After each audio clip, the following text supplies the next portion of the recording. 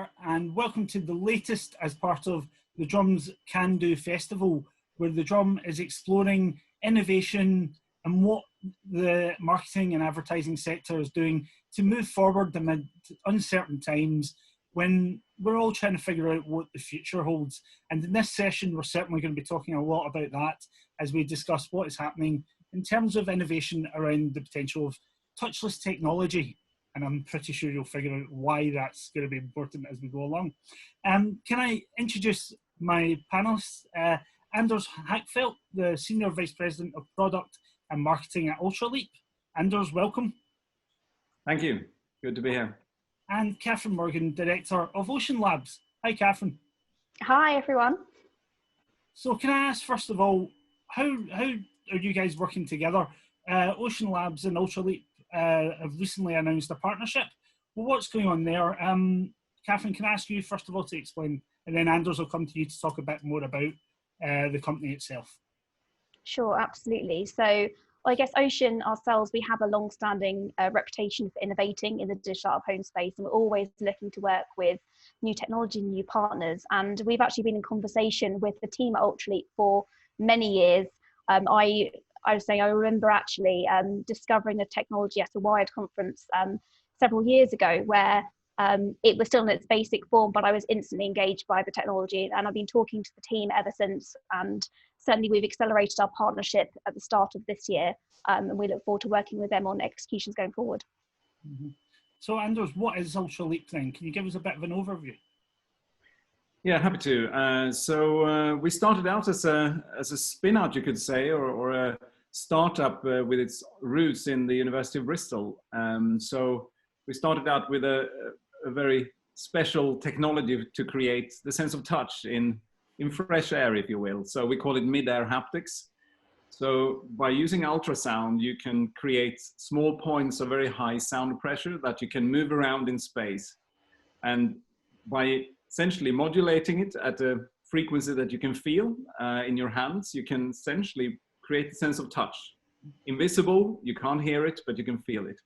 So that's how we started. And obviously to know where in space you place that touch, if you will, you need coordinates. You need to know where the hands are, where the fingers are, etc. So about a year ago, we acquired a great use company called Leap Motion that had a lot of IP on hand tracking. So they are the world leaders in hand tracking technology. So effectively with a small infrared camera, you can track your hands very, very accurately. That has a lot of applications, not just out of home, but certainly it's one area that we're focusing on. So we brought these two technologies together, and we can now create effectively a touchless interface. And how is that technology being applied already then? Could you give us some examples? Absolutely. There are some very entertaining applications, if you will. So if you go to Legoland in Windsor, you can go on a Ninjago ride with 3D glasses, and you can shoot lightning bolts at monsters and things like that. That's done using our hand tracking. You can go to Aquarium of the Pacific outside Los Angeles and watch a movie about the sea, and you can feel raindrops and waves on your hands to go with the sound and the visuals. So sometimes it's just the tracking technology, sometimes it's the haptics, or sometimes it's both. And so Catherine, how do you imagine then that you're going to apply this when it comes to Ocean's offering? I think there's lots of different ways that we can apply it, but I guess if I group it into three kind of core sections, I'm imagining customization firstly. So were people able to touch, maybe feel virtual buttons or sliders to select different content on the screens to customize a product? It could be, for instance, customize a car, configure a car using that, and you design your own concept live on the screen in front of you. It could be as part of a storytelling or immersive experience. So as Anders was just explaining some of those experiences in different theme parks and different experiences, we could have the same where we're seeing like a screen with an advert for a film on, as an example, and you're putting your hands into that film and you're experiencing the sensations that add that extra layer of immersion to the advertising experience. Or also for gamification. So turning your hands into the controller and playing a game on the giant screen and feeling the sensations as you move about. And I think that level of multi-sensory engagement combined with doing it on a giant digital screen, that kind of moment of fame and that interaction, I think is pure magic. Yeah, it seems to me that when it comes to out of home, that having interactivity and experiences is very much the next step of where it can go. So, I mean, the timing couldn't also be better as we face probably a lot of distrust when it comes to touching surfaces and so forth. So where do you imagine then this could go? What is the potential for integrating this technology for brands to utilise as an offering? Is that to myself? Catherine? Yeah, if I start off and feel free to carry on. But I guess from an advertising point of view, as I mentioned, it could be in store displays, it could be across all wider digital home networks, just that level of customization, that kind of shopping and looking for different outfits potentially before you go in store, that priming effect.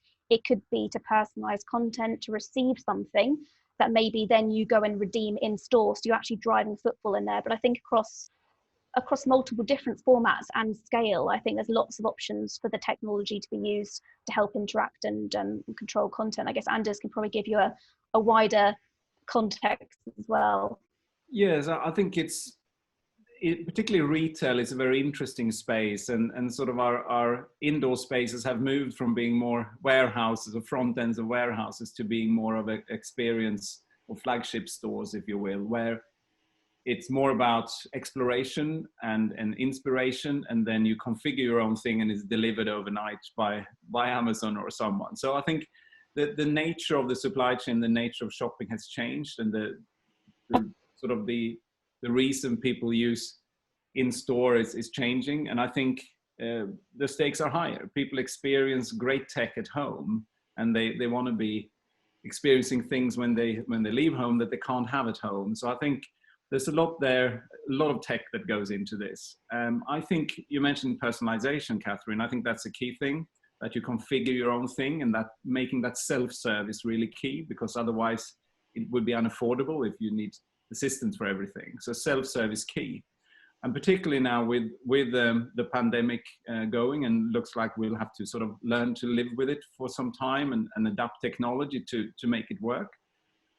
Being able to move all of those self-serve interactions, which are transactional rather than experiential, but being able to make them safe and reassure customers that you can come in store, you can engage with our content and do everything you want to do, but you don't have to wear gloves or go with hand sanitizers, etc. all the time. So I think it just adds an ease of use in a post-COVID world, if you will, and a reassurance that I think can be quite valuable for those who operate in in-store environment. Mm-hmm. What sort of response have you had so far then? I mean, Catherine, I'll start with you. From a brand perspective, or from companies that you guys are already talking to, they must be intrigued to see it, but have any of them bought into it yet? Or do you think that's yet to come? Is it still early days? Obviously, it's early days since we announced the partnership, but we are in conversations with several different brands at the moment about different applications for that. And I think there's such a wide spectrum of how that technology can be applied that I think there's lots of opportunity to get involved there. We don't have anything about to go live imminently or something that has gone live yet. Mm-hmm. So there's still opportunities to get involved with that. But I think the application and the scope and the appetite generally has been, people are absolutely fascinated by it.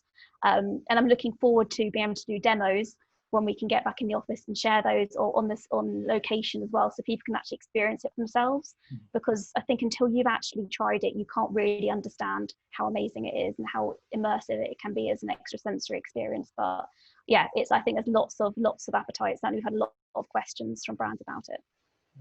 Yeah, I think there is a natural lead time there, where if you're a brand or a retailer or whatever, ticket operator or something, train station or whatever it is, where you have self-serve or you got digital signage, you will typically do proof of concept first, and you do that behind closed doors to test it out and be confident that you can represent your brand and you can do the integrations properly.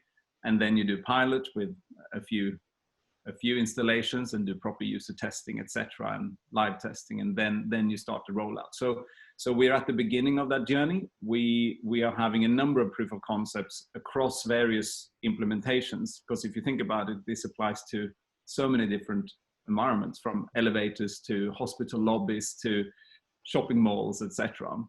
So it's very, very interesting. We've had a lot of interest. We did some consumer research in the UK and the US on attitudes towards touchscreens that we published just a couple of weeks ago, and there's been a lot of conversations following that. So yes, I mean, the proof of concepts and the pilots are all happening, but I think, as Catherine mentioned, it'll be a little while still before we start seeing it in rollout stage. What were you hearing back then from that research? What was the feedback you were seeing? So we asked questions around concerns about touchscreens, concerns about coming back out into the normal world, if you will, and engaging with touchscreens in various settings. And unsurprisingly, people viewed touchscreens as quite unhygienic, sort of 80% plus viewed them as unhygienic. And we showed video clips, like Catherine described. You can show, of course, videos of people engaging in a contactless way or touchless way, and say, if you had this as an alternative, would you consider it? Would you try it? And unsurprisingly, people said overwhelmingly yes, and felt positive about it. Even better would have been to let them try it for real, but when you do big market research, this for about over 1,000 people across those 2 countries that we surveyed. But I think interestingly, there are other technologies for contactless. Voice has been around for a while. I mean, people are aware of Amazon Echo and Alexa and so on, Siri. So voice is there. It's a great technology for certain use cases, but in public spaces, it can be noisy. You may not want to speak out all of a sudden in a public space. So that's sort of, it's good for some things, but not for out of home, I think. Apps, mobile apps, of course, heavily used, and they're great if you have the app and it's up to date and you got all your details and everything works. But if you're just on the spot of moment, say, okay, I'm going to go up and interact with that brand or with this type of shopping mall, you may not have the app or it's not up to date. And we've all been there. So the ability to have an interface that is independent of all of those things makes it just that bit more robust and user-friendly. Mm-hmm. And that came out in this research as well, that people, yeah, they would consider going to an attendant or using a mobile app, but if they had this right at the fingertips, they would prefer that. Do you foresee then now being a tipping point in terms of this technology really moving forwards? There must be a huge demand, or at least an interest in exploring how to apply this to a whole range of society. What are you hearing already? It depends on the sector very much. I think the kiosk market, those who effectively do transactions or business operations using touchscreens, they are particularly interested because it's a business necessity to find a solution. I think we also see interest because we, like with Catherine, we've been involved with the experiential side of the technology for quite some time. So that has a bit of a head start. So there are a lot of things there that are happening that have been in the works for a while, from theme parks to shopping centers, etc. It's just that their plans for rollouts have been put back a bit due to the lockdowns in various parts of the world. Take cinema lobbies or shopping malls, they don't have quite the footfall they used to have. They will get back to that, but obviously it's a lot of change. They've postponed a number of things, but this type of technology gets a different status all of a sudden because it can actually help bring people back and it can help reassure.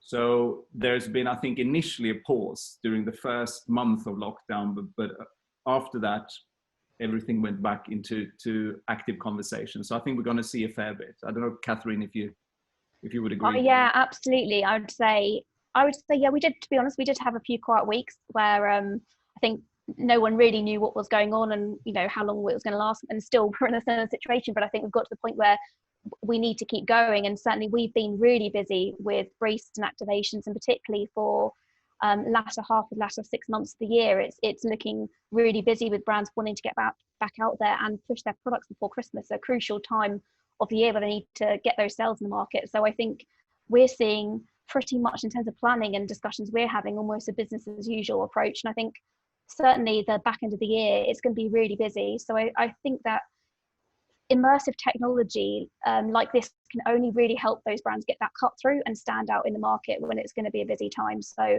I'm feeling very optimistic. When do you think, or I mean, when would you guess we'll see the first fruits of this partnership emerge? I would say we're not too far off. I couldn't possibly give you an exact date, but I think there's quite a lot of conversations happening, things looking very positive, but I think it's a matter of months rather than anything too beyond there. So watch this space. Well, certainly I'll be keeping an eye out for that. Catherine, Anders, thank you both for joining me and talking about the possibility of the partnership and touchless technology as well, and what that can mean for society. So thank you to you both, and thank you to you, the viewer, for joining us for another session as part of the Drums Can Do Festival. Plenty more of this going on the website. Keep an eye on the Can Do Festival website itself to see the schedule of what more is to come. Take care.